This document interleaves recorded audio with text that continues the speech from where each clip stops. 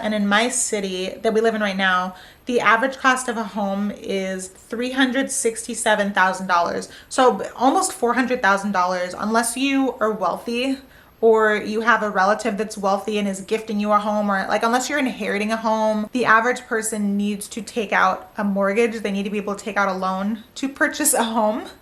And so my husband and I, neither one of us come from money. So we needed to build credit in order to qualify for a mortgage. And so that's exactly what we did. We built our credit, we saved our money, and then once we had all of our ducks in a row in that aspect, then we found a real estate agent and a broker. Hey everyone, welcome back to my channel. Thank you so much for clicking on this video. If you're new to my channel, my name is Melissa and I'm a nursing student. So today's video is going to be a little bit different because it's not going to be about nursing school or nursing content. I am not a financial expert. This is not a financial channel, but I did think that this would be an interesting video to make because I'm currently prepping my next video, which I will be uploading next week. And my next video is going to be detailing exactly how much my tuition is for nursing school. I'm going to be taking you guys through how much I have to pay every time that my bill is due. And then the video after that, or pretty soon, will be talking about how I'm able to pay for nursing school. So I thought that since I was talking about finances anyway, it would be fun to make this video talking about how I was able to purchase a home while being a full-time student. So I did not purchase my home while obtaining my BSN. I started my BSN program in 2021 and I purchased my home at the beginning of 2020. So I was not a nursing student when I purchased my home, but I was going to school full-time for my second degree, which was my graduate degree. I have a master's in healthcare administration. And while I was getting my master's degree, I was working full-time, I was going to school full-time, and I was able to purchase my home. So first, I'm just going to get into my background and my circumstance, just because everybody's circumstance is different. I'm currently 29 years old, and I purchased my first home when I was 26. So my husband and I closed on our house in late February of 2020. Now, I started saving for a house, saving for my first home in January of 2018. And sorry, I'm just throwing gears out there, but I promise it'll all come together in the end. But just for reference, my husband and I bought this house. Both of our names are on the mortgage. But when I started saving for the house, my husband and I had only been together like maybe 3 months. So it wasn't a situation where we were engaged and we were saving together. I was very much like January of 2018, I was very much saving on my own to buy my first home. Now, I do want to be honest with everybody watching. I am extremely privileged, and I know that my situation is not like everyone's situation. I was able to live at home as an adult rent-free. So my parents, not only did they let me live at home rent-free, they encouraged me after college to move back home and to stay at home as long as I wanted to, as long as I needed to, so that I didn't have to be on my own paying rent or paying whatever, and so that way I could save more money to purchase a home. And I know that everybody's situation is different. I know that most people are not able to live with family or to live somewhere rent-free or discounted. But for those of you guys that are able to do it, my biggest tip throughout this whole video is that if you are able to live in a safe and stable environment and not pay rent, definitely always go with that option. If you cannot do that, then obviously that's okay. There are other ways to save money while you're still paying rent. But like I said, if you have the option of staying at home for a few years, even if that means that you don't have as much freedom to come and go as you please, maybe you can't bring your boyfriend or your girlfriend home, just kind of like, I don't want to say little things because those don't feel little in the moment, but if you're able to stay at home even for a year and save money and just build your savings account, my advice would be to do it if you have the option. Now, when it comes to how I actually tangibly saved for my first home, I will say again, since I was so privileged that I did not have any major bills like rent or a car payment, at the time I was driving a very old car that I purchased from a family member, and so I was able to purchase it in full back when I was in college. So I was driving around this old car and I did not have rent that I had to pay. So I didn't have any major bills, so I was in a position where I was able to save at least half of my paycheck every single time that I got paid. And so at the time, I wasn't making much, but I was working full time. I actually remember exactly how much I was making. I was making $17.33 in January of 2018, but I was working full time. So I can actually do the math right now and see how much that was. So just a tip for anyone that's working full-time hours, like 40 hours a week, if you want to calculate how much you're making, this does not include taxes though, but you take your hourly rate and you multiply that by 2,080. So you guys can see I have my calculator out. I'm doing 1733 times 2080. So I was making basically 36,000 a year. That probably is totally backwards on camera, but I was, at the time that I started saving for my home, I was making 36,000 a year. So now we're gonna go ahead and divide 36,000, or this number, which is basically 36,000. It's $36,046.40. I'm gonna divide that by 26 because that is the number of paychecks that I had in 2018. That's the number of paychecks that you have if you get paid every other week, because there are 52 weeks in a year. So my total paycheck, my gross pay, each paycheck came out to roughly this, $1,386.40. So we'll just subtract 300 from that to account for Maryland state tax, federal taxes that I got paid. This is about right. I got paid about $1,000 a paycheck. So when I first started saving for my home in 2018, I remember that every paycheck I would put aside at least $500. So every month I was saving at least $1,000 from my paycheck. I did get raises, so I got promotions, I got raises, but pretty consistently I was putting aside about $1,000 per month, as much as I could. Emergencies would happen, and I never dipped into my savings for my house, thank God. But I will say that there were times and there were months where I was not able to put anything in there. So it was literally anytime that emergency popped up, I didn't put money in there. Toward the fall of 2018, I did purchase my first car. So I did have a car payment. My car payment was about $200 a month. So that kind of fluctuated, but on average, I tried to save, my aim was to save $1,000 a month to go toward my first home. So now to come back to my husband, because I started saving for my first home in January of 2018. My husband and I had only been dating for a couple of months at the time, so I was very much alone saving for my first home. So my husband and I grew up very differently. I was always kind of raised in the mindset of home ownership, and he was not. So when we were dating, the whole time that we were dating, he was actually renting an apartment. After we got engaged in the summer of 2019. So after we got engaged, he obviously knew I was saving for a home, but I didn't include him in that because our futures were not solidified. Once we became engaged, our futures were obviously solidified, and I knew that we needed to purchase a home together. I couldn't just be saving for my own home. He's actually calling me right now. Hey. Hey, I love you. Can I call you back? Or I'll actually see when you get home. Yeah, everything okay? Yeah, everything's fine. I'm just filming a video. I love you. Bye. Once we became engaged, that's when I was like, okay, our futures are solidified. I'm saving to buy a home. And so I sat him down and explained to him why I was saving to buy a home, why I think it's important to own a home. And so he came on board, and his lease thankfully was ending that fall. So instead of renewing his lease, I convinced him to move back home with his parents. And so he was also very blessed. He was able to live at home with his family completely rent-free. And so instead of paying rent every month, he then took that money that he was paying every month in rent, and instead he put it into a savings account. And so in the fall of 2019, he started vigorously saving for a home alongside me. Now, when it comes to the financial details of how I purchased my first home and how we purchased our first home, aside from saving money, because that's the biggest obvious financial detail, but one very important financial detail was, first I'll talk about the saving money. In terms of saving money, to me, I knew that it was important to put my money in a savings account that would acquire a higher interest. So when your money is in a savings account, some banks will pay you interest on that money, and it's not a whole lot. It might be like a couple of cents a month or something like that.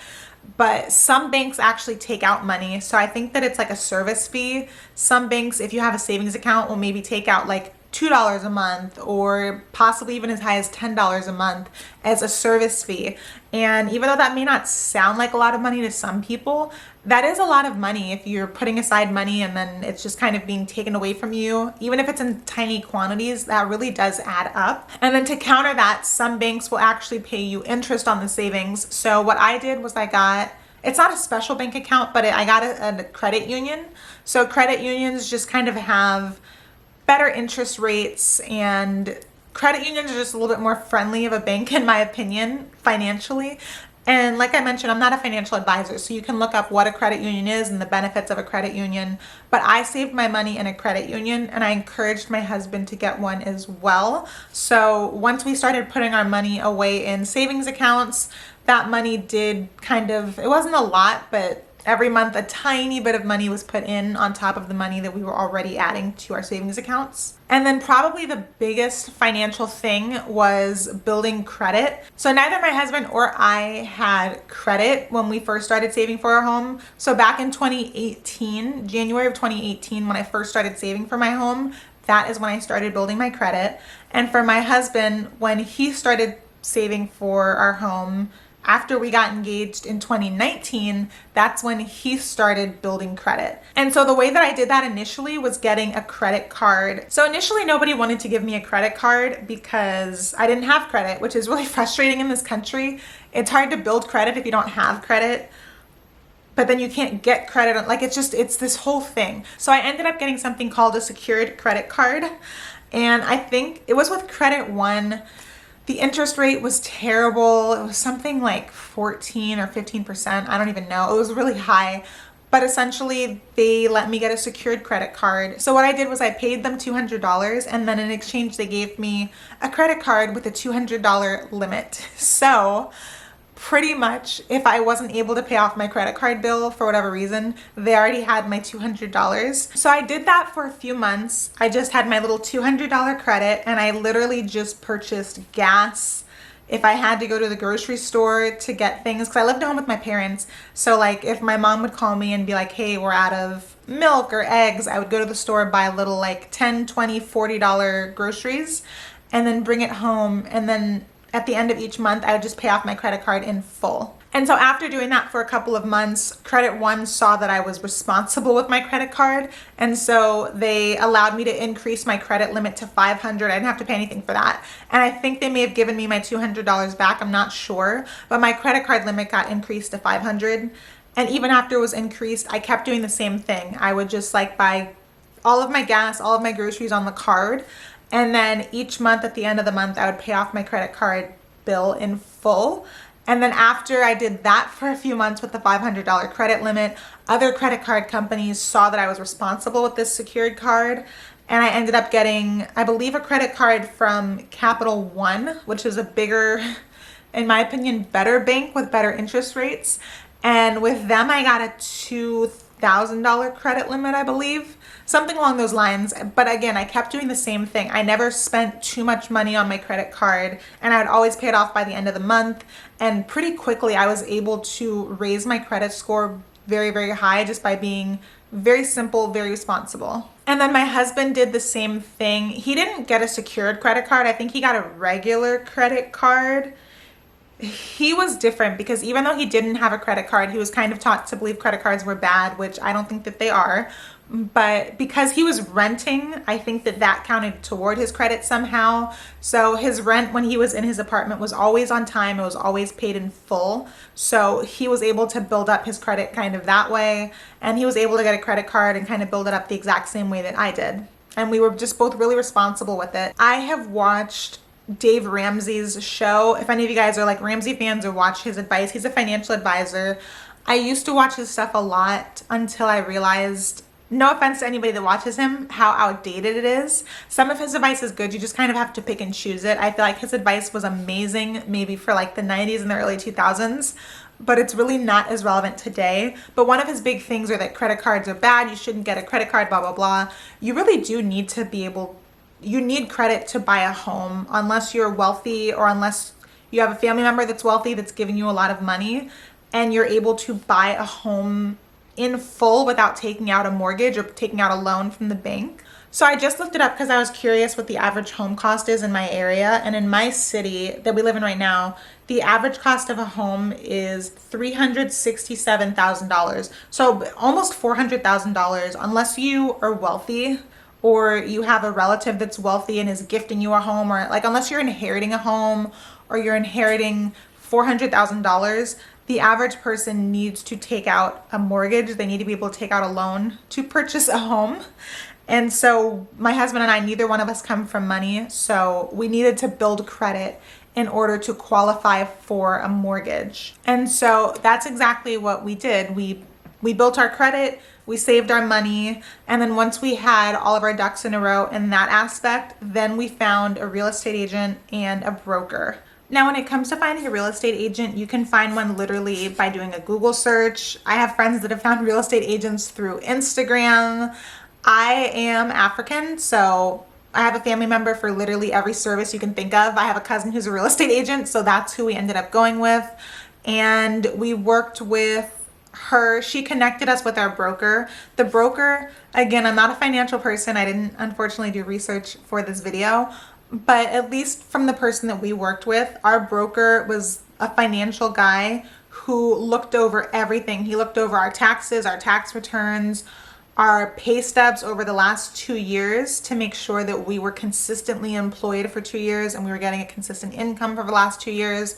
We looked at our combined income, so my paycheck and my husband's paycheck, how much we bring in every year, and he looked at our combined debt. So it's called a debt to income ratio, and pretty much the bank, before they lend you money, they just want to make sure that you will be able to pay off your mortgage every month and you'll be able to make that payment without struggling. So if you have more, like you could be making a really good income, but if your debt every month is more than the amount of money that you're pulling in, then you really cannot afford to be paying rent, let alone a mortgage. And so in the beginning, the very beginning of 2020, my husband and I contacted a real estate agent and our broker.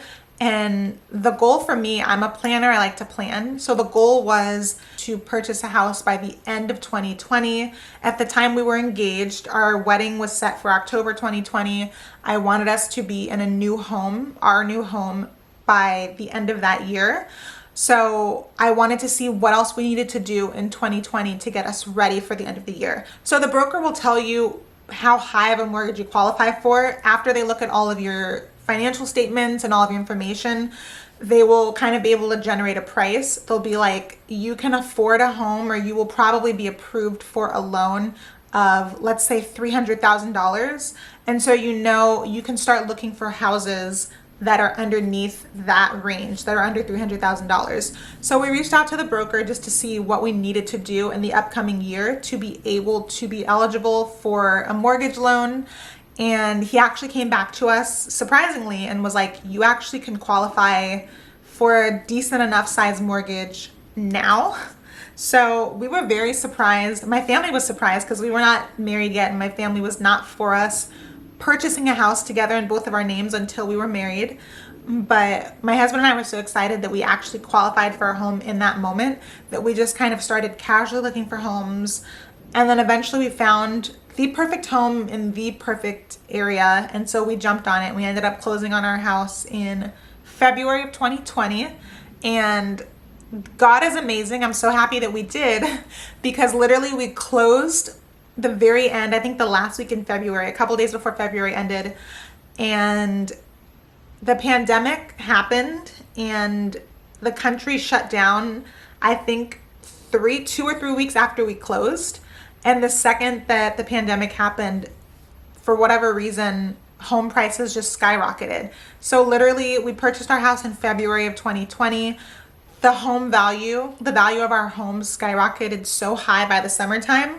I looked at how much our home was worth and I was just like, there's no way we would be able to afford our home now. So even now, as I'm making this video, what we were approved for our mortgage, we would have never been able to afford this house if we did not purchase it when we did. So that was literally just a blessing. The biggest takeaways and the biggest advice that I would have to anybody watching this video who is an aspiring homeowner, number one, utilize your privileges or utilize your blessings if you have them. So what I mean by that, like I mentioned before, I was able to live at home rent-free, and that allowed me to save so much money for my home. I completely understand, like I mentioned, that not everybody's in that position, and that is definitely a privilege.